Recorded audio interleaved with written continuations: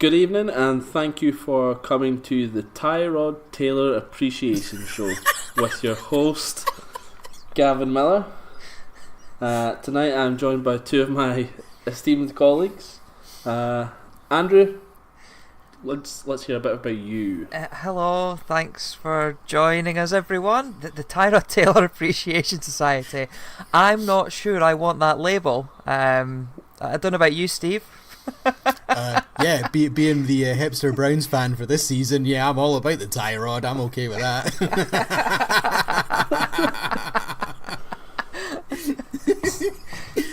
So I don't think we could have started the podcast any better if we tried. So I think you've peaked at 50 seconds. Shall we just stop now? Shall we just publish it now? These 50 seconds have been the best 50. Editing will be nice and easy as well. Yeah. Thank you for listening. Tune in again for episode 4. We may record it next week at this rate if it's going to be this short. On a serious note, thank you for coming back to the American Fitbaw cast. We will be delighted to let you know that today we will be talking about a whole host of things American Fitbaw. So I'm just going to dive straight into it. No more messing about. So obviously in the last few days there's been a pretty big trade that happened.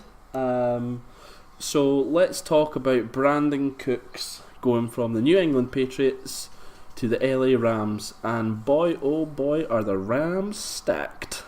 Guys, does anyone want to kick us off on this one? Yeah, and I'll be honest enough to say that when this broke, I flung straight into the chat to you guys. Really? Worth a first? What are you on about? No, and just totally slating them. But actually, when I looked into it a bit more, Cooks has done far better than I give him credit for. I don't have him in the top tier of the wide receivers, but he's probably firmly established in that second tier of people. Allen Robinson would probably want to put himself there. Dez has fallen off. He's probably not there anymore. He's not in that top bracket, Julio and whatnot yet. But could he be with the Rams? Possibly. They've got McVay, obviously, who can do wonders with an offense. And albeit Sammy Watkins didn't do well, maybe he did do better than actually some people thought. Because he got 8 touchdowns in 34 receptions or something. So he did okay. Just pulled up the Sammy Watkins stats. So Sammy Watkins last year finished on 593 yards and 8 touchdowns. So well remembered, Steve. And he had an average 15.2 yards per play. Do you know what? That's not crap, really. Well, it's a first down every time he gets the ball, isn't it? Yeah, exactly. So I think Cooks is going to do better than that, which gives him a really decent season. You've still got Gurley absolutely wrecking, Cooper Kupp, and who else? I'm missing somebody in the Whitey core over there that they got from Buffalo. Robert Woods, that's it. He's your third piece as well. So do you know what? Yeah, actually, he'll probably do okay. Yeah, I think he'll do all right. He's one of these guys who, as someone relatively new to the game, I'm aware of, but he's not like an Antonio Brown, who I know who he is and know what he does every week. But he's obviously good enough that I'm aware of him. So yeah, I think he'll do all right on what looks like a very good team on both sides of the ball. And I would have to say early favourites going into next year. Yep, I think that it's hard to disagree with that. So just to put a couple of another stats that I got up. So I mentioned that Sammy Watkins finished last year on 15.5 yards, I think I said, per play. Sammy Watkins finished on 15.2 yards per play last year. Brandon Cooks last year finished on 16.6 yards per play. Bearing in mind that the Rams had the most explosive offense and had the number one offense overall, so I think that if Cooks is finishing with a higher average yards per play, I think moving him into that offense is just going to help take them to the next level. And I do think that overall he's a better prospect and a better player than Sammy Watkins, and he doesn't have the injury history, which I'm surprised Andrew never picked up on. being our resident doctor. I hadn't seeked his medical records yet. Yeah. So I'm just waiting on that one to come out. So okay, so let's go for this thing, guys. So Sammy Watkins finished last year on 8 touchdowns in total. Does Brandon Cooks have higher or lower? Higher, just. But actually, I still think that Watkins will do slightly better this year than he did last year. He'll finish with 8. Bang. On the line. Just keep it exactly the same. I will go for the option that you didn't give. Of course you did. Okay, so I'm also on the same camp as Steve. I think he finishes on maybe 9 or 10. And one other thing that I really like from this, I actually like the upside that this brings to Cooper Kupp, who I think was really good last year. He'll be a second-year receiver, obviously. Or third year now, is he? Third? I can't remember. But either way, I think Cooper Kupp has a big upgrade in terms of his performance with Cooks opposed to Watkins. Okay, so would we say we're all in agreement that this is a good move for the Rams?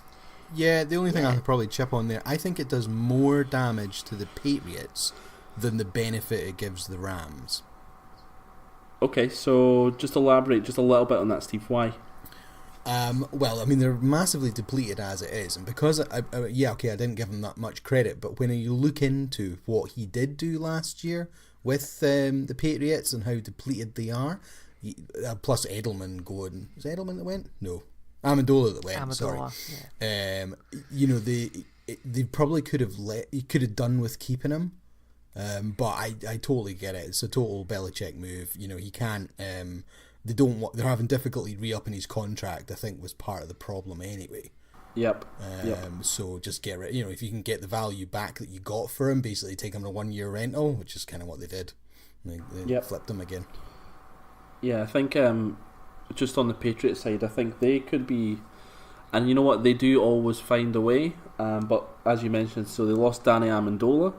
Julian Edelman is coming back off a serious injury. Gronk has got major injury concerns, and there's talk of him not even coming back at all. There's still all There's these also rumours talk about. of if Gronk does come back, rumours of them trading him. I don't know if that had happened, but yeah, I'd seen that. I think that's fizzled out again, though. Particularly post Brandon Cooks now, because I think they can't afford to lose the two of them. But up until he was traded, there was a couple of rumours that he could have been on the chopping block. Yeah, so I mean, and also let's not forget they lost Dion Lewis to the Titans, who was a pass catching running back. So in terms of weapons, the Patriots, they need to do some things pretty sharpish, and I know. They've got that extra first round pick now, which you would imagine they would have to take a wide receiver with one of the two of them. Mm-hmm.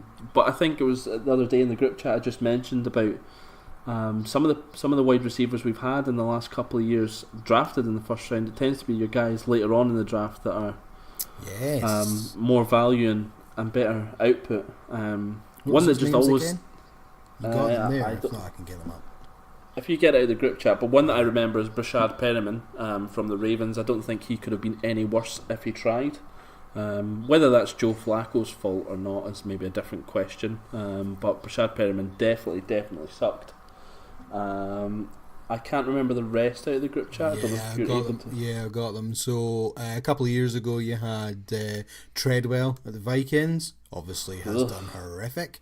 Corey Coleman, he got injured. I've not given up on him yet, but he hasn't done splendid. Josh Doxson, am I right thinking he's not done all that great for your Skins either, Gav, has he? He started to flash a little bit last year, but he's got a lot of injury concerns. And then last year you had Mike Williams, Cody to the Chargers, Corey Davis to Titans, was it? Yeah, that's right. And John Ross to the Bengals. Yep, that's also John right. Ross. He was the demon. He was a speeder, wasn't he? Did he break the combine record? Yeah, that's right. He did the. But what did he do last year?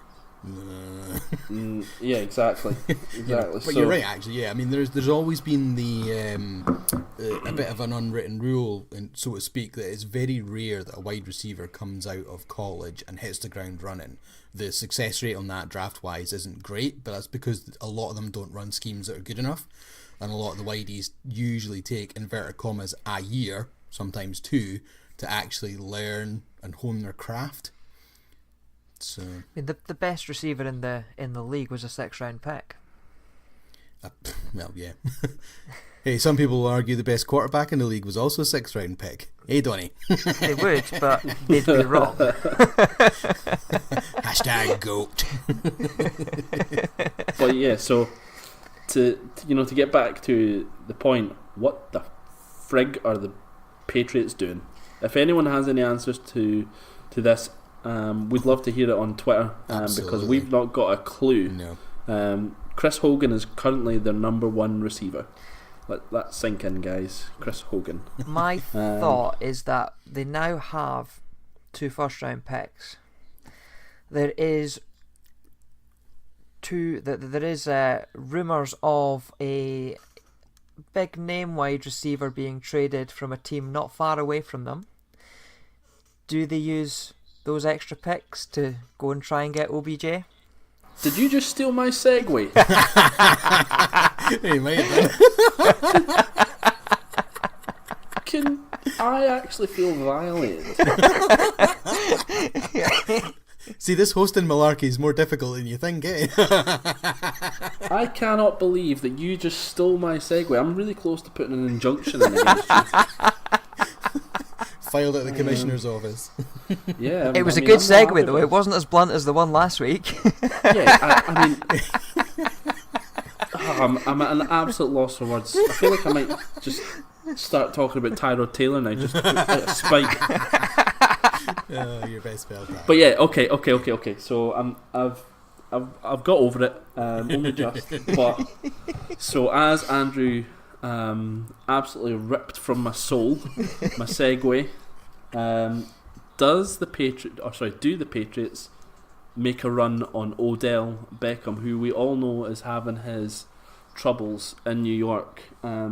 So the rumour is that the Giants are expecting at least a first and a third, I think is what I read. But they're going to... I'm not sure if it's first and a third or 2 first rounds. But they're looking a for... first and a third is what I'd seen. So yeah, do we think that the Patriots could make that move? Don't all rush in at once. Well, after I segued with posing that question, I'm going to say no. Just no, end of. I'm kind of with you on that, Andrew, to be honest. I think the problem doesn't come with the draft capital. The Patriots have that. Belichick, though, is notoriously...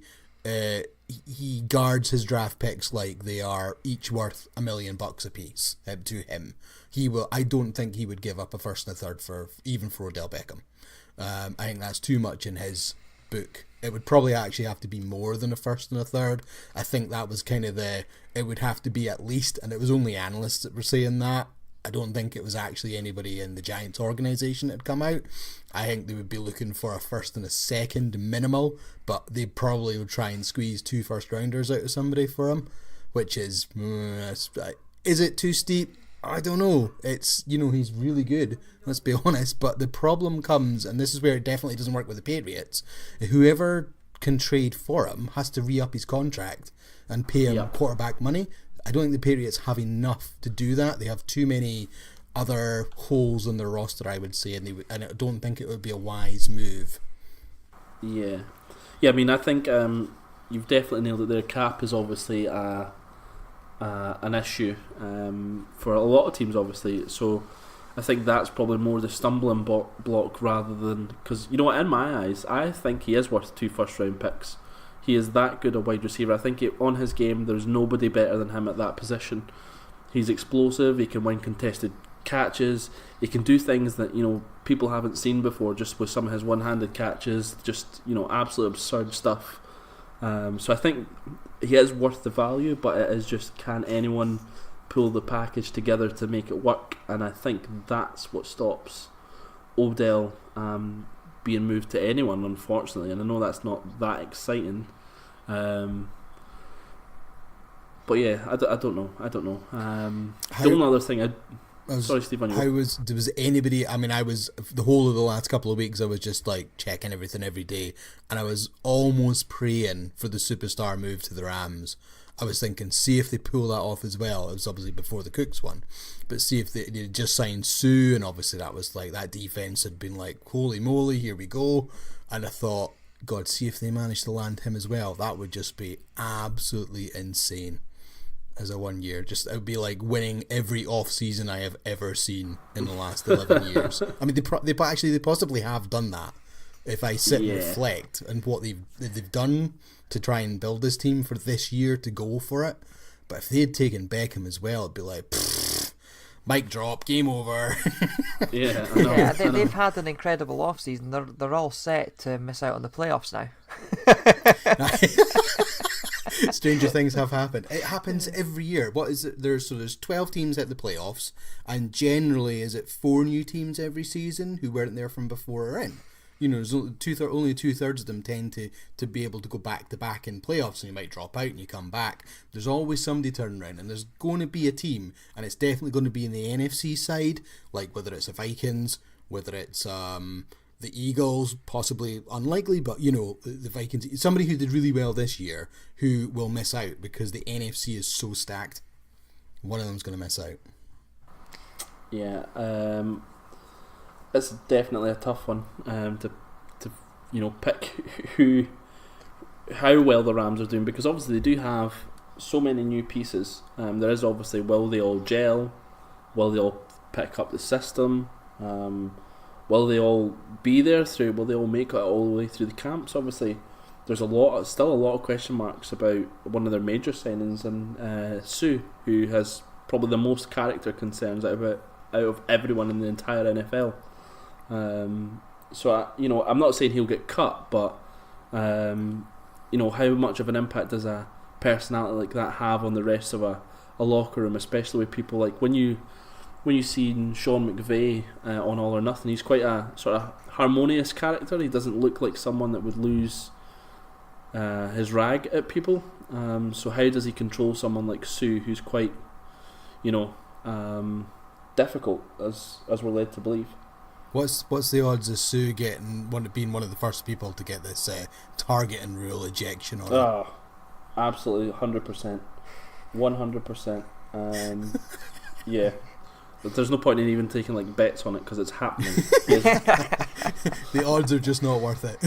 100 to 1 exactly. on. It's just like, they'll just write it now and say there's no point. Don't worry. Don't bet. Okay, so the only other thing, there's 2 things I want to add on the Odell stuff. One thing, so Dave Gettleman, who is the Giants GM, is notorious for being quite a disciplinarian. And quite, he didn't stand for a lot at the Panthers and got rid of a lot of people, a la Josh Norman, for not having the. Yeah, that's the one that comes to mind particularly. He was not having that. He got franchise tagged, and for whatever reason, there was a bit of drama behind the scenes, and Gettleman was just like, "Nah, we're taking your tag off you. Goodbye." He just cut. Yeah, so didn't care. Yep. So he is really, really notorious for hardball style negotiation. Odell Beckham is in a unique situation where he is the most elite wide receiver in this entire league. He could demand quarterback money, and I think there would be teams that would pay him if he was to hit free agency. So my question to you guys, would you rather Beckham has a career year for your team and leaves for nothing, or that he sits out and re-signs? So sits out the full year out of protest and then they eventually work it out. What do you think would be a better case for the Giants? Oh, that's a tough question. That's what you get for stealing my segue. Yeah, I deserve that. I think, given the way that the Giants team is set up for them, it would be better for him to sit out and then spend the rest of his career there. Because, let's be honest, the Giants are not a team that are ready to win now. Yep, I agree with that. So, him sitting out doesn't have a huge effect. They're not going to win whether he's there or not. But going forward, if they can build a team around him, then there's no reason that they can't be back in the Super Bowl. So I think for the Giants, that if it comes down to that, then it would be better for him to sit out and get the long-term deal agreed. Steve, you got any different thoughts? The only thing I'm going to throw in here, and it's almost a question against your question. Does the career year mean you win the Super Bowl? Because if that's the case, No.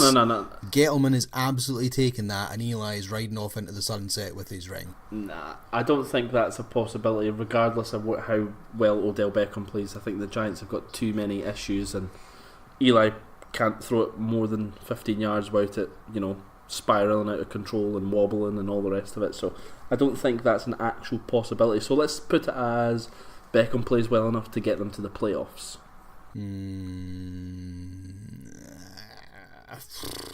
It's a bit of a tricky one, isn't it? You kind of wonder does Pat Shurmur think, okay, do you know what? I know I'm here for a few years anyway. Do I take my first year? Let's get into the playoffs and just scrape in, and it's something to build on. A couple of decent drafts, a couple of free agencies, and what? One player never makes a team. That's always been proven in the NFL. So I could maybe see that happening, possibly. Is he going to stay? What's he going to need? He's going to need at least 18 mil a year. That's kind of the numbers that are flying around. Because he's going to set the new bar for wide receivers. I don't think he's going to get 20 million a year. I think that number is purely reserved for quarterbacks at the moment. It's going to take a couple of years yet before anybody else at any other position gets that. He's still going to set the market. Is it going to be the Giants though? I don't know. I can see him going. Okay, and then just one final question to both of you, and I'll chuck in my 2 pence at the end as well. If Beckham was to leave the Giants, where would you want to see him go? Cleveland.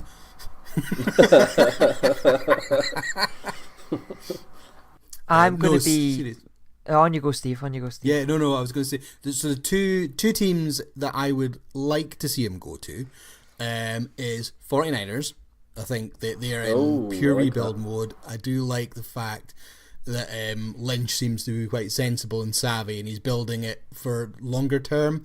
And, if they could take him, they've got the money to pay him. Gives Jimmy G a brilliant person to throw to, obviously. I quite like that move. The other one that I thought, and I did read this as well online, it wasn't like I just came right off the top of my head. Take him down to Jacksonville, where Tom Coughlin is. Oh yeah, okay, I like that. Is that the piece that is it a piece they're missing? Does that push them right through? Are they gonna win it all with him? They've got everything else there. Yeah, that's a good shout. I like that. That'd definitely be the absolute catalyst, I think, to pushing the Jags all the way there. Andrew, you got any recommendations for where you would like to see? Yeah, and it's from a totally biased standpoint as well. So I would love to see him in Arizona, and the reason for that is that there's no real standout receiver there at the moment. They've obviously got Fitzgerald coming to the end of his career. He's playing in the slot as he has been for a while, so there's no standout wide receiver. But if Sam Bradford can keep himself healthy, there's your first medical report, Gav. But if he can keep himself healthy, he is a brilliant passer of the ball. So him throwing to Odell Beckham should be a successful combination, and David Johnson in the backfield as well. Why wouldn't you love that offense? Yeah, that sounds not too bad. If Sam Bradford makes it through OTAs and training camp and everything else, which he's not going to do. It'd be fine until week one when that front seven of LA come and crush him into next week. Yeah, exactly. when Ndamukong Suh gets disqualified in the first play for killing Sam Bradford.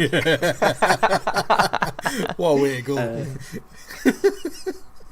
I've got two places that I'd like to see him go if he was to go. First one is from a sort of a selfish standpoint, and that is Green Bay. Oh my God! Imagine Aaron Rodgers thrown to Odell Beckham Jr. That would be the best thing in the world. I would. I'd love to see that, and I think that's just the throws that Rodgers can make and the catches that Beckham can catch would just be. It's actually salivating to think about. It would be better than him and Jordy Nelson for the last few years, wouldn't it? Easy, absolutely. I think it would be better than Jordy Nelson in his prime. So that would be like from a and that would be an absolute dream to watch. One other place from a sentimental point of view is I would like to see him go to the Colts, because I believe that Andrew Luck deserves the opportunity to go win a Super Bowl, and I think the Colts are still in full rebuild mode, so they're a long way from it, but I think he's that good a player, Andrew Luck, and he's been so unlucky with some big injuries, and I think if he didn't have those injuries he would be pushing the Colts all the way. He is that good. So I think that would be two nice places where I'd like to see Beckham. Yeah, I mean, I suppose he did. Going back to what you said there about Luck having not the pieces around him, he pretty much single-handedly dragged them into the playoffs the first 3 seasons before he did get injured. You know what, they went 11-5, 3 years in the trot, hit the playoffs every year, and they were getting slightly further. It was like, I think it was wild card first time, then they got divisional, and then they were maybe divisional again. I don't think they got to the championship game, but it was like they were so close, and then he got his injury and got kind of buckled, and then he was out for the whole of last season. But you're totally right. He should be back fighting fit and healthy this season. Give him Odell Beckham, and boom, here you go. That AFC South all of a sudden becomes a bit of a nightmare for the other teams. And he's back throwing the ball again as well. I'm sure I read, isn't he? He has taken that step. So I think, and again, just from a practical point of view, the two teams with the most amount of cap space is the Cleveland Browns and the Colts. So they are two teams that could actually make it work. That's my thoughts on Odell Beckham. Moving on from one quarterback that's been extremely unlucky because of injuries, going to another quarterback who is extremely unlucky because of his friendship with Drake, Johnny Manziel, who has recently been throwing balls for some of these wide receivers in the pro days, and is rumoured to be trying out for a couple of NFL teams who were rumoured to be scouting him, and this is all rumours and whatnot. So Johnny Football, the second greatest quarterback in the history of NFL behind Tyler Taylor. It's we obviously think we spoke a little bit about Johnny Football on episode 1, wasn't it? Where we touched on him going to be playing in the spring series. It's an interesting one. I think I've mentioned before, not a guy I know a huge amount about, because he was playing before I started following the league. But it's everyone loves a comeback story, don't they?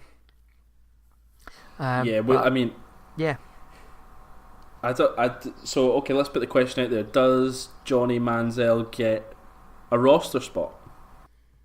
As in the 53 on a... Yep. No, he misses out. I think he might get a training camp shot, depending on, I don't know, it's going to be a tricky one though, because he's going to need to sign with someone in the next couple of weeks, I feel, just to give him a shot, because OTAs are starting and the teams are all coming back by the time the 16th rolls round, everyone's back in the building. So I don't know, might have left it too late. If he does what everyone's saying that he should do is go and play in another league. So there's obviously a spring series coming up that Andrew's mentioned, or there's disappear up to the Canadian Football League and actually pay your dues up there for a year. Then I totally think he gets a shot even as a third stringer. if he's trying to come back into the NFL only, he might, and he has to sign on quick, he might get a camp job and he might get lucky and end up on a practice squad, but I don't think he hits the 53 of any of the teams. Okay, so yeah, I kind of agree with a lot of what you just said there, Steve. So, in the interest of fun, is there any team in particular that you would like to see Johnny Manziel either A, implode at, or B, be successful at? And when I mean successful, I mean just not do drink and drugs all the time with like famous people. So, okay, let's see it. Let's pick a team that, I mean, obviously they've been touted because they were the first team that officials from were speaking to anyway. How about he goes up to Foxborough and he sits there as the third stringer behind Brady and whoever they will draft this year as their presumed heir apparent. He sits there, he knuckles down, he gets on with it. This first, second, third round pick, whoever they get, flames out and becomes a Paxton Lynch or a, somebody worse than that. And all of a sudden, Johnny Football steps into the bright lights, takes over from Tom Brady, and absolutely balls out. Yeah, I mean, that would be amazing. That would be amazing to see the Patriots go from Tom Brady to Johnny Football would be the best thing in the world. Donny, I hope you're imagining this. How shout about out oh, sorry, let you have your shout out. I was just going to say shout out to Donny Taylor's Bill Belichick pillow. I'm sure he had a good cry into it last week. Okay, Andrew, on you go. How about he goes down to a team that give everyone away cheap? How about he goes to Miami and is part of some strange rebuild there, and I think he'll implode because that's what they're doing at the moment. And that's a total party scene as well for him. Yeah. He could very easily fall down the bad rabbit hole in Miami because there's way too much fun stuff going on out there. Yeah. I don't think that's a good place for Johnny Football. No. I am going. He needs to go somewhere like Green Bay where there's like nothing to do except play American football and that, maybe learn from Rodgers and that's it. And he'll be fine for, give him that 1 year. He gets back in the NFL, but he doesn't have all the outside nonsense going on at the same time. Yeah, but Miami's where he'd want to go. Or LA. He I think he'd want to go LA. He'd want to go to the bright lights and cause some havoc. Okay, I am going to go for and Steve, I think you'll like this. I am going to go for Texas A&M product Johnny Manziel takes a homecoming to the Dallas Cowboys, and he gets the time because he's a local. So they would buy him that time to get on track and to get his stuff together. He's similar to Dak Prescott in the sense of he's quite mobile. He has Ezekiel Elliott, who will take a whole bunch of pressure off him. And I was actually listening to one of the official NFL pods, and they were saying this stuff about how the Cowboys are actually not 100% on Dak Prescott. And I'm not saying that they would chop Dak Prescott to go for Johnny Manziel, but you know what? I just love imagining Jerry Jones and Johnny Manziel together. I think that would be, amazing. That's where he was touted for being drafted, yep, was it not? I think. I'm sure it was, yeah. I think, and obviously Cleveland took him with 22nd pick, I think it was. But everyone thought that Gerard would go mental and sign him and take him that year, but he never did. For once, he actually played with his head rather than it's a mental pick. How disappointing! But yeah, that's the one place where I think Johnny Manziel could be given the time, and I think the fact that that organisation and maybe the fans aren't 100% on Dak Prescott, if there's those calls for him to go in and he comes in out of the sunset, being the Texas local and save the day. I do love it. You're right. You did say I probably would like it, and I absolutely do. I love that. That's a great show. Okay, so in other returning quarterbacks from the Browns, we have RG3, who has just picked up a 1-year flyer deal with the Baltimore Ravens. So RG3, who obviously he was he on the Browns roster last year? No, was he? No, he's been out for 2 years. Is it 2 years? Now, is he Oh, not? okay. No, I'm 2 sure years I ago, read he so. was on the Browns roster. He's missed one full season. He was on the Browns roster the season before. Okay. So yeah, so the Baltimore. And that's the limit of my RG3 knowledge. So right. you guys chat away. And on that note, I'm out. Fuel Dragon's Den there. I'm out. Okay. Steve, so me and you are lucky enough to have seen RG3 in his rookie season. Was that game 1 against where they beat Yep. the Saints? Was that Yep. week 1? Yeah, and I was like, holy moly, what is going on? And he was scrambling all over the place and chucking 40, 50-yard bombs. It was just like, you thought, oh my god, who is this kid? Where's he come from? This trade's worked out magnificently for them. So, and then it all kind of went wrong very quick. So RG3, so as Steve mentioned there, came out of nowhere. He was out the draft from Baylor, and he was someone where the Redskins invested quite a bit. 2 first rounders and Yeah, change? I think that was it. Was that a third? I think it was a third. Yeah, I think you're spot on there. So Yeah, the Redskins obviously invested a lot in RG3, thinking he's a franchise quarterback. He had that amazing rookie season where everyone was like, "Oh my god, this trade is, you know what? It was a lot, but it is absolutely worth it. They've got their franchise quarterback."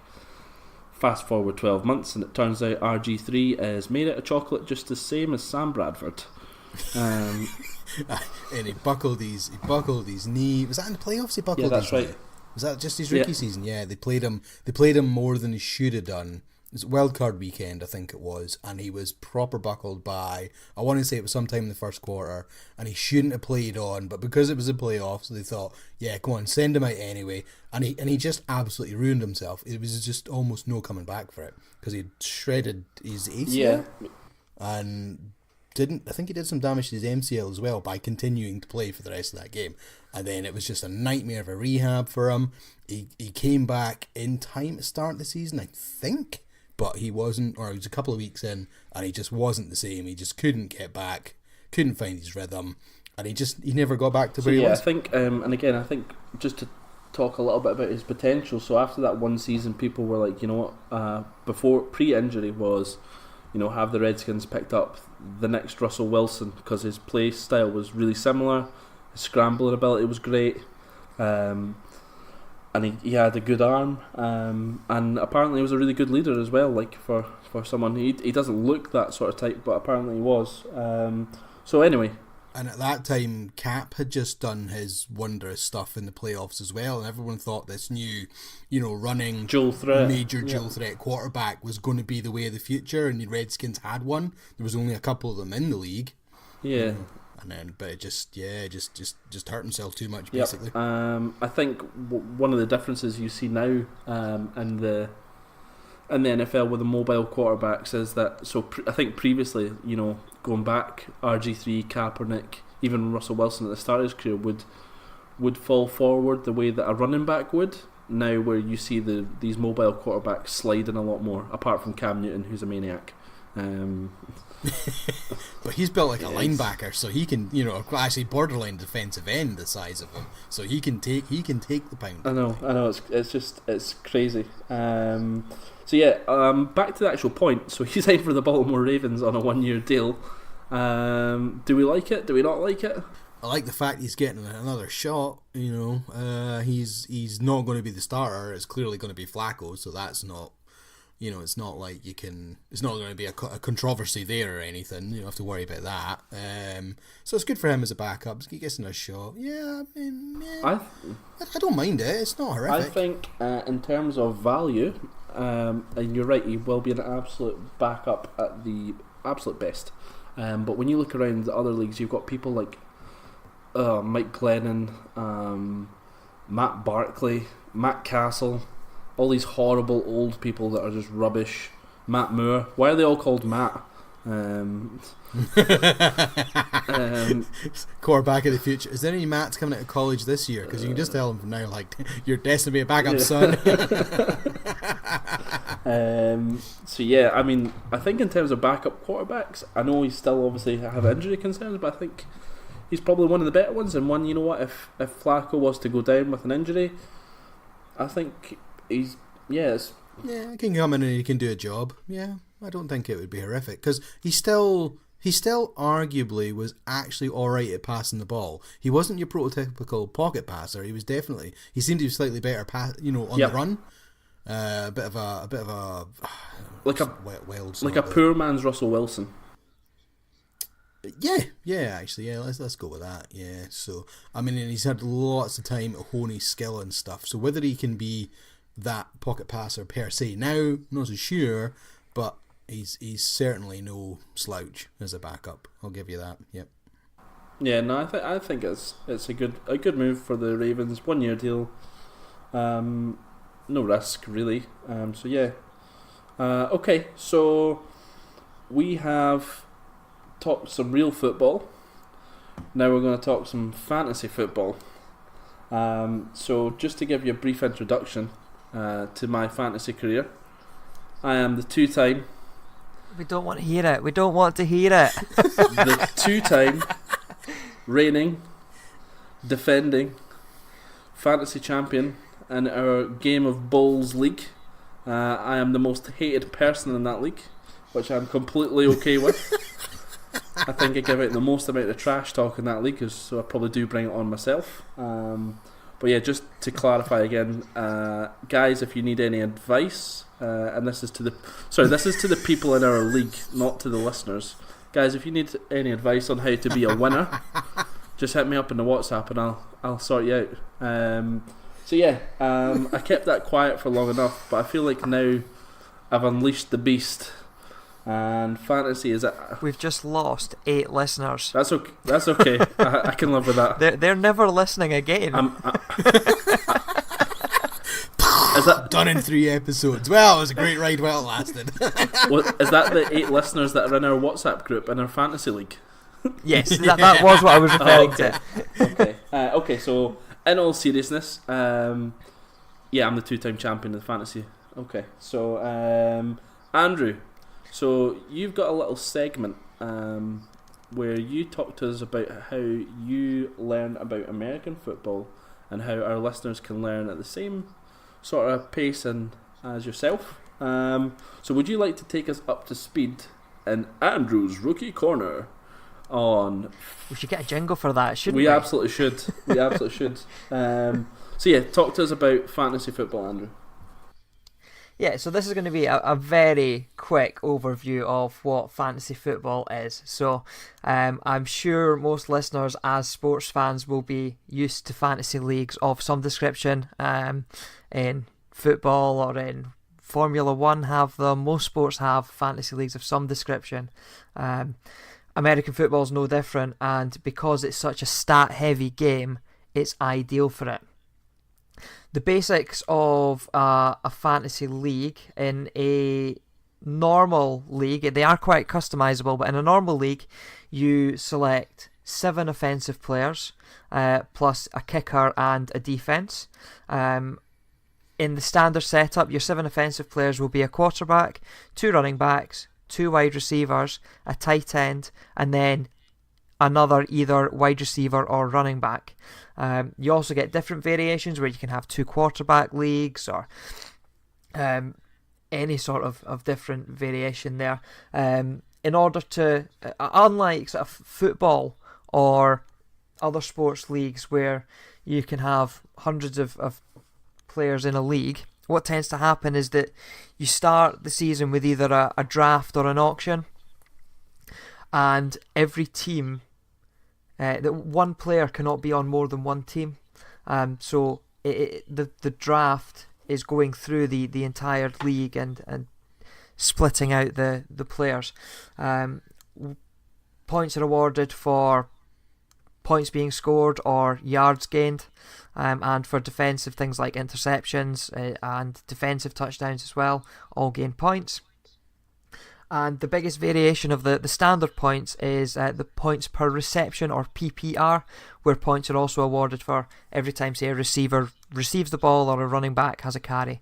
And that is my very quick overview of fantasy football. Yeah, so I think that's pretty much everything you need to know in terms of how a league works, and you know what, I actually think it's a whole lot of fun. So if you're not in a league, it's a really good way to learn, because you actually watch your players and you watch their performance, so you become a bit more invested in it. And yeah, and obviously you can... I definitely back that point up. So I've been watching the game for 2 years. I didn't learn a huge amount in the first year. And then last year, Steve Steve had a fantasy league, which I got invited to into the second year. And it meant I was following specific players so much more. And you learn so much about those players. And because you're also in a matchup against another team every week, you're looking how other players, and so over the course of the season you'll be looking at across the league as to what players are doing well. So it's a fantastic way to help you in learning the game, or at least getting an awareness of who the big players are. Yeah, no, I totally agree with that. Could not back that up anymore. So yeah, I think I'm just going to give it a few sort of hints and tips from my perspective. Guys, if you want to jump in at any point, please feel free to do so. So one of my biggest bits of advice when it comes to playing fantasy football is try and not get too persuaded by all the things that you will read on, the NFL website, in terms of, because the guys that do the podcasts on it, they're, totally against drafting a quarterback until the very late rounds because of value, etc., which is a totally fine strategy, but I just think you should do what you think's right, because then you don't have anyone else to blame if things didn't go your way. Same way that it would be with almost anything, I suppose. If you do what you think's right, then the only person that's accountable for it is yourself. The second bit of advice I'm going to give is to be as active as you possibly can. So I think in our league, I don't think there was one single week where I didn't either make a trade, pick someone up off the waiver wire. So yeah, and I mean that's something that I think is really important, and that's when the waiver wire is probably something where you have to keep your eye on, and players that have come out of nowhere and start performing. So you want to snap those guys up as soon as possible. Guys, have you got anything to add to some sort of advice around fantasy football? No, I agree with that completely. Steve, where did you finish last year? Not very good. I think I was about 5th. I think I won the loser bracket. All right. Yeah, no, I haven't done that great the last couple of years. But actually, probably for the same reason as what Gav is saying, why he's done really well. Years prior to that, I was definitely way more active in terms of picking up people, the waiver wire, or trying to get some trades and trying to improve your overall roster. And that absolutely is the difference. You can have a bad draft and you can still do great by the end of the season. It's nothing to do with how you get your players on day one. I think, if I might be wrong, and I don't want to blow my own trumpet, a lot of people thought I won the draft last year. I had paper, I thought I had a really shit hot team, and I was laughing. And by week 3, I was sitting there 1-2. I was on a losing streak. The only player that actually did really solid numbers for me all season was Todd Gurley, who was the 6th running back off our board. I think 5th or 6th. He wasn't right at the top. Everyone, of course, was like egging Donny on. Are you taking David Johnson? Are you? And he's like, nah, I'm not gonna. And of course he took him, and then he got busted for the whole season pretty quickly. So that was a bit of a heartbreaker for him. But so Gurley was, because he had his so year under Fisher under year 2. He fell a bit. I snapped him up in the 2nd or 3rd round, actually. Yeah, I think you're right. Can't remember which order I got them, and he absolutely turned out to be the best pick that I had by miles. Same in previous years. I mean, I remember Devonta Freeman's rookie year. I picked him up on the waiver wire after about week 4, and he then went back-to-back games where he scored 3 touchdowns and like 150 yards, and I was just, I was getting 30 points out of him, easy peasy, and it was just absolutely steamrolling people. Yep. Yeah, it's the same sort of thing. My best player last year was, I picked him up after, I think, week 4 or 5 on a low-value trade, was Alvin Kamara, who then in the second half of the season just went mental, and will be, I would imagine, will be a first-round pick in most draft leagues next year. Yeah. I'm trying to think back to my draft, and mine was a bit crazy. So I obviously, being the winner, I had the 10th overall pick and the 11th pick, and I remember picking Aaron Rodgers with my number 10 pick, so a first round pick on Aaron Rodgers, which listen to all of American listeners just going like, no, what are you doing, you crazy man? And you know what, it is definitely unconventional, taking your QB in the first round, but my argument to that is Aaron Rodgers the year before had the most points in fantasy football overall. Whether the value was right, you can argue that, but I would rather take the guy that I know is going to pick up the most amount of points, because that's how I win the league. Fortunately for me, Aaron Rodgers got absolutely destroyed in like the 4th week by someone from the Vikings. And again, it wasn't Xavier Rhodes, it was what's his name again? Harrison Smith. No, what's the other big? Oh my God, what's his name? Big defense. Everson Griffin. Well, you know what? It doesn't matter. I can't remember who it was. But anyway, Aaron Rodgers got smashed. So then I remember that my second and third pick were Christian McCaffrey and Isaiah Crowell. Traded both of those. Ooh, how bad does that sound now? Yeah, I know. Crowell did okay. In fact, he finished the season on my roster, and I'm sure it was playing him most weeks because he did all right. I think. So yeah, towards the end, he was just unlucky enough to be at the Browns. Let's be honest. So yeah, I had, so in hindsight, so how I managed to win that league is obviously insane, because those guys, so Rodgers going down early, Crowell, I think I ended up just cutting him. Christian McCaffrey, he was the one. So this is what I think probably won me the league. So Le'Veon Bell started the season really slow, and I read an article on the NFL.com saying, you know what, swing big for Le'Veon Bell, offer some big trades for Lev Bell. And a guy Stevie in our league, I know that he was a Panthers fan. So Stephon Diggs came off a 3-touchdown game. I think it was against the Saints, or a 2-touchdown game against the Saints. Had something like 24 points or whatever in one game. So I packaged a deal of Stephon Diggs and Christian McCaffrey for Lev Bell, and it got accepted.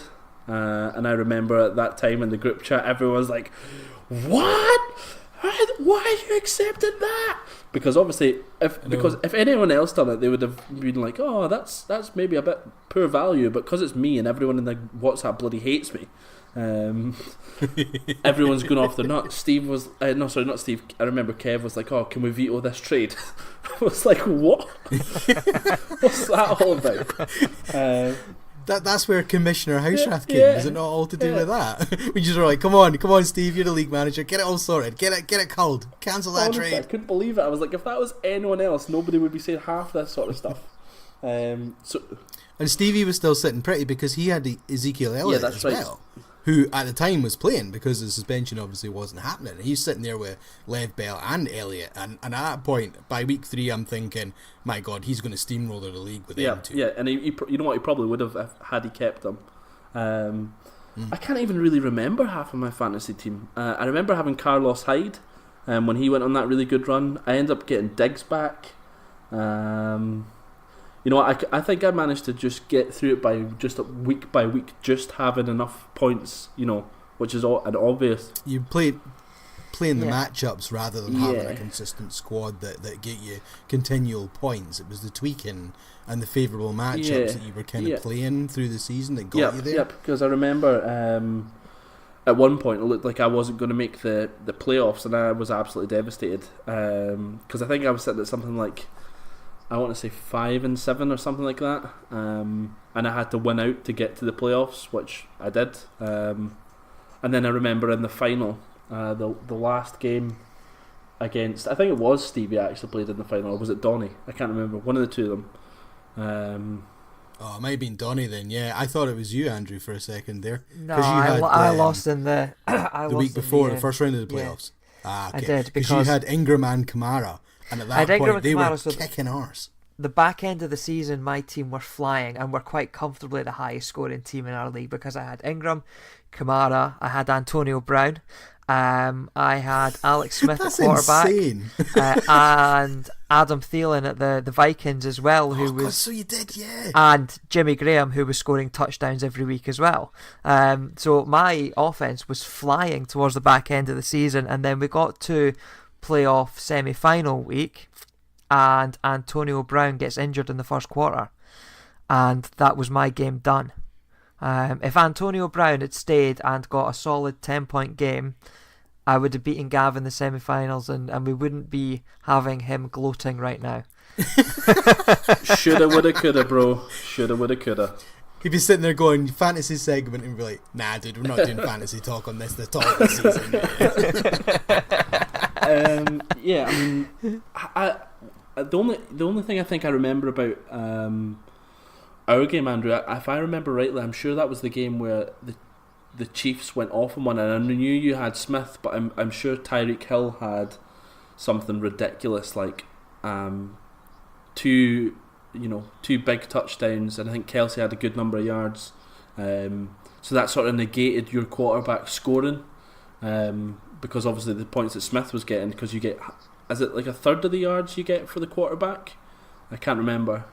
I think so, yeah. It's every 4 yards is point. Yes. Was it 25 yards is a point? Sorry, no. Yes. So my guys, obviously your quarterback's getting the touchdown points, but my guys are obviously doubling up on the actual yardage, that obviously, and the touchdowns. So I've brought it up, and I've brought that very matchup up on my phone. So. Oh wow, okay. Tell me my team. So tell me my team, because I can't actually remember who I had. Right, you had Dak Prescott, Bell and Drake at running backs. You had Diggs and Hill, Kelsey. Gav, how did you win this? Mike Davis. Oh my god. Who are these nobodies? Your kicker was Will Lutz, and you had the Lions defense. How the hell did I win that game? I had Alex Smith. I had Mark Ingram, who scored 27 points. Alvin Kamara, Antonio Brown, who only scored 2.4, and Thielen had a poor game, and Jimmy Graham had a poor game. And then I had Crowell, Goskowski, and the Vikings D. So so I had a few teams I had a few guys that had very good games, and then I had 3 guys that were poor. So on paper, like half my guys wouldn't even probably got onto your bench. Yeah. What Mike Davis, I think he was from the Seahawks, and Kenyon Drake was the Dolphins. After they traded Jay Ajayi. Yep. Jesus. Oh no, he had quite a good back end of the season though, actually. So yeah, that's not. So that game, Kenyon Drake scored 17 points. Yeah. So that's obviously an example, guys, that we're talking about on being active on the waiver wire. People like Kenyon Drake and being aware of the situations and the things. You snapped him up as soon as Jay Ajayi got traded, I did. Yeah. So yeah, Andrew, I don't know if you're able to get it on your phone, but can you tell me just quickly what the score was in the final and who was against, whether it was Donny or Stevie? I don't know if you're able to get that. I played Donny in the losers match. Oh, it must have been Stevie then. So yes. Oh no, it was. I remember Kev in the WhatsApp chat getting everyone to vote for Stevie to win. Yeah, it was a big hoo-ha about it. Yeah, it was, and it was an 84.3 to 86.84. It was a terrible final. Who won it for me? No players. Who won it for you? He was. Your highest scorer was Le'Veon Bell with 15.7. Wow. Because in fact, did he not have? And did he not have someone from the Eagles who scored like no points, like Alshon Jeffrey or something like that? Yes, he had Alshon Jeffrey, who scored no points, but he had Dion Lewis, who scored 27.3. I think so. Yeah, I'd like to just this little recap of our fantasy league. I think the two things for me is be active on the waiver wire, be aware of the things that are going on, and also not overvalue names. Like, don't get too caught up on what I drafted so and so in what round, so I'm not giving him up for someone else who's performing better, because the performance is all relative. So if you have someone who's outscoring someone who's a big name, then take that into consideration. And think about the matchups as well. If you have someone like, I don't know, just for talking sakes, Odell Beckham, but then he's playing the Legion of Boom and someone else, if he's got a tough matchup, is he the guy that you should be starting? You probably are, but just be a little bit aware of that, of the matchups that you have as well. Okay, so that was a nice little recap in the fantasy free-for-all there. So I'm going to start this little bit off with this year. Who do you think will be the first overall pick in fantasy? Todd Gurley. Anything different, Andrew? Yeah, I think, despite the fact that he was out for a year, I think David Johnson still goes first off the board. Oh, that is. I did wonder if you were thinking that. That's bold. It is bold. I think he'll still go in the first 3 or 4. I think a lot of people will take I'd take a flyer on him if I've got the fourth. It's not really a flyer. It was a broken wrist. Well, I mean, sorry, okay, I may be overselling it there, but it's not like he tore his ACL. He broke his wrist. There's a doctor again. True. Yeah, but it's obviously a serious injury at the point, but when it heals, it's done. And I have no doubt that he'll be targeting 1,000 and 1,000 this year, and he'll get damn close to getting that 1,000 and 1,000. I disagree, based on the fact that Sam Bradford's made of chocolate. That'll be a running theme throughout this podcast. Who's made of chocolate this week? Yeah. It'll be Sam Bradford this every week in the chocolate box. Exactly. In my little selection box, I've got Sam Bradford. Yeah. Okay. My first round pick goes to Lev Bell. He can do everything. And you've seen the difference that he had to the Steelers, and I think that he's just too good. Okay, so what about? So Steve, we think you're picking 5th, roughly between 5th and 6th. So you're maybe looking at, who do you think you'd be looking to pick up? Who's got?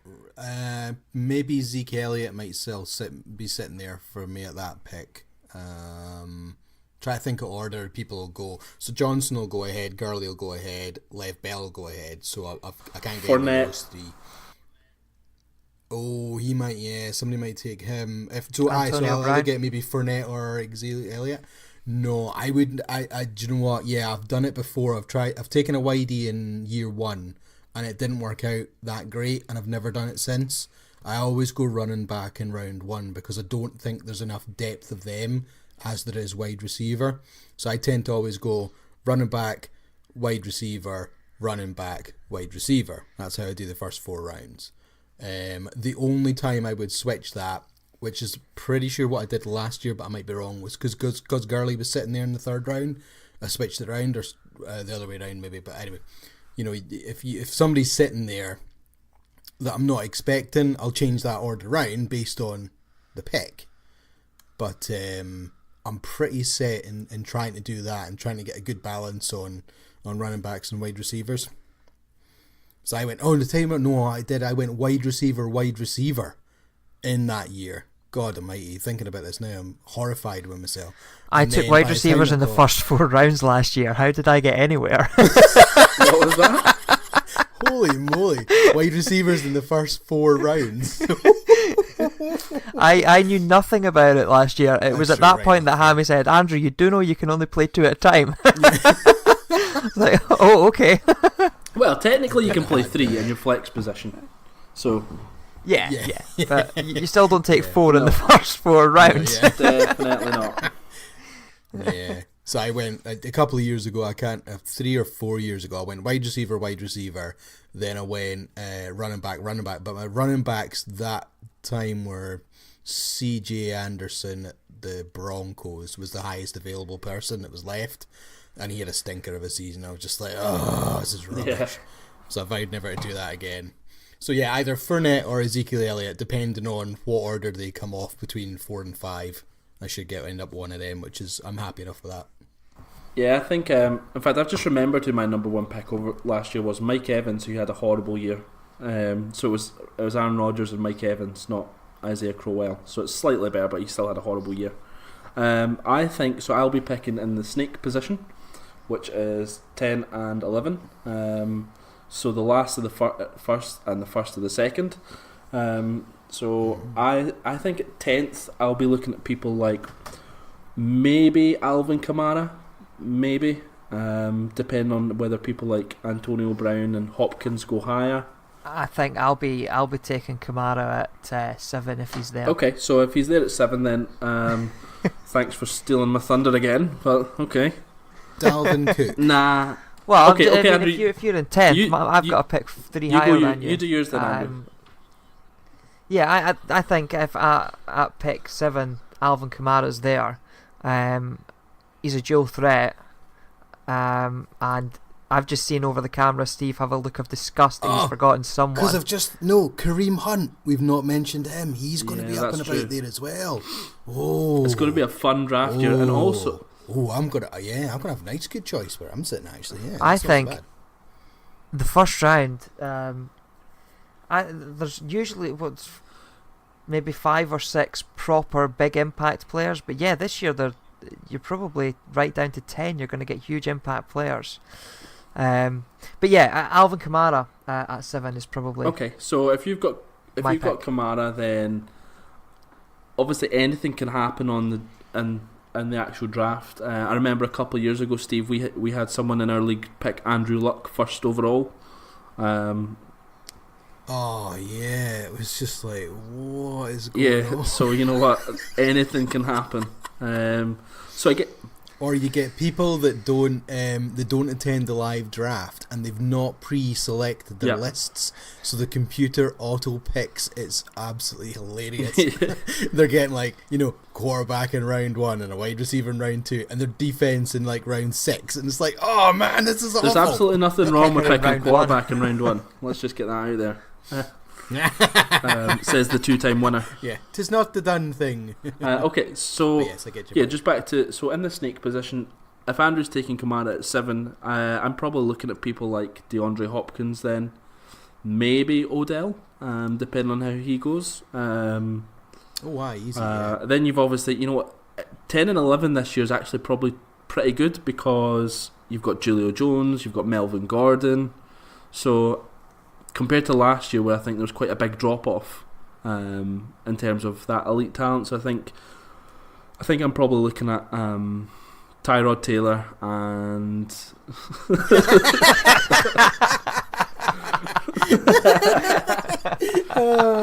no. In all seriousness, I'm probably looking at DeAndre Hopkins and someone like Melvin Gordon. The only other thing I would say is, you know what? If you don't get the first round pick, that's not what wins you your league. It's the people that you pick up in your 6th, 7th, 8th, 9th, 10th round. Those are the ones that win for you, not picking someone in the first round, because they're all going to be really good players regardless of where you're picking them. So yeah, I mean, that's my sort of thinking. Just to finish, before we finish up, is there any player based on the free agency moves that we have seen who you really like in terms of from a fantasy perspective? We kind of mentioned it earlier, and it was something I was thinking about, but we kind of already talked about it. I think Sammy Watkins might do okay at the Chiefs.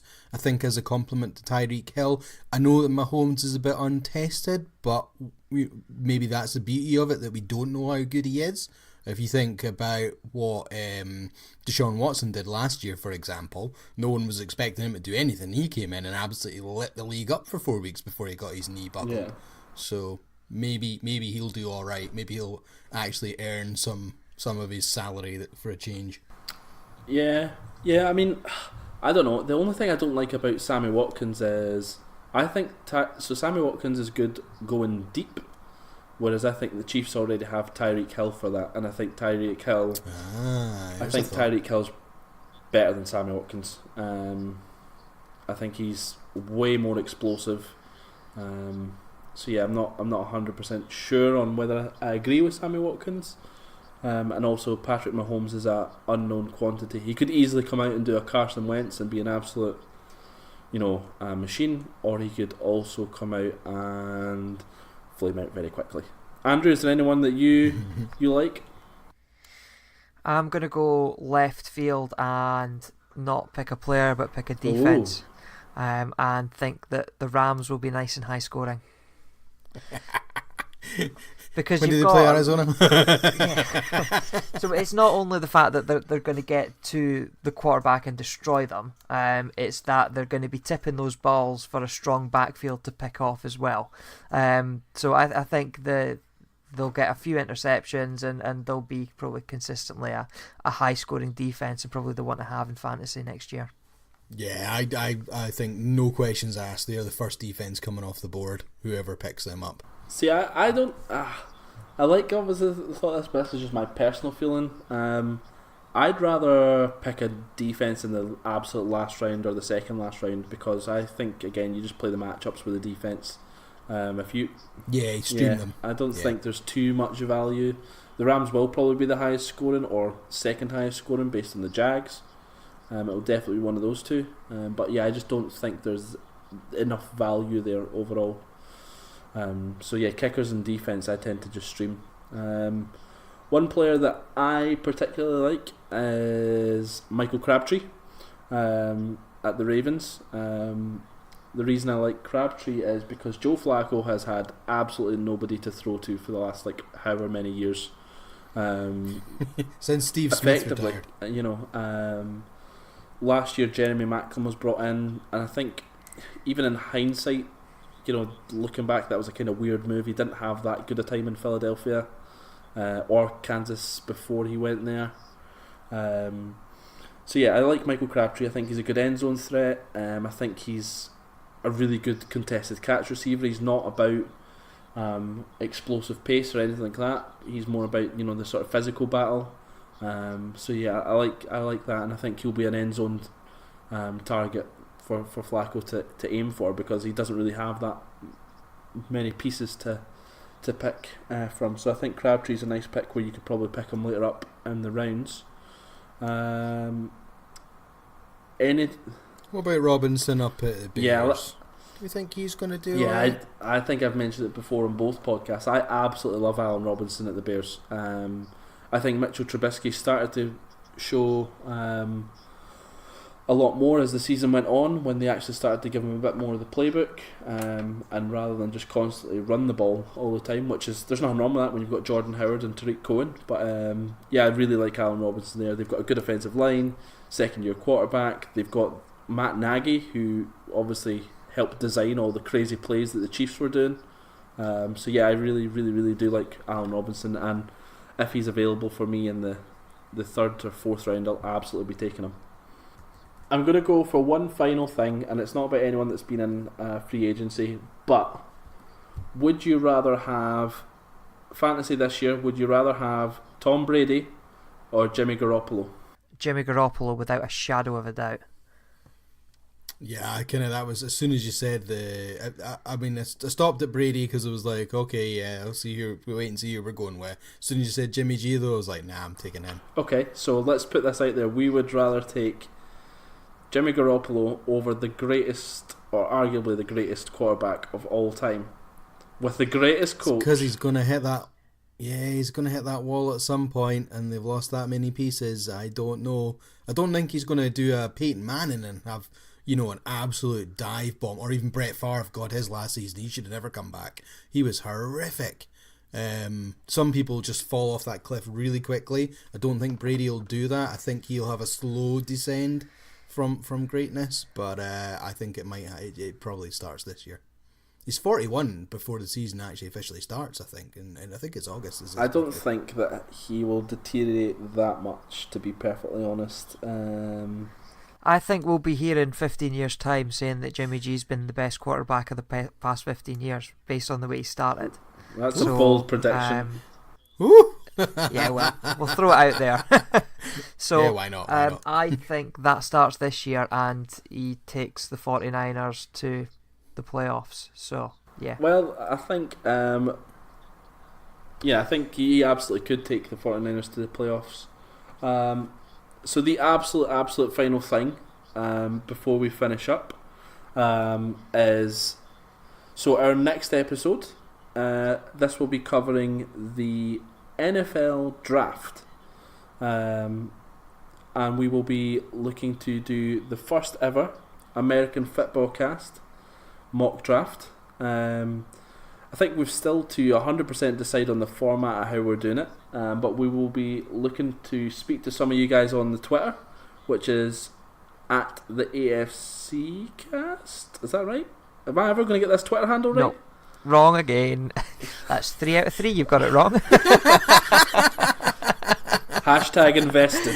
Who cares anyway, man? We are at the AF Cast on Twitter. Close. AFC. It's because the AFC. Just an extra AFC, C. You know what? You guys asked too much of me. We couldn't get it. We tried. We couldn't get it.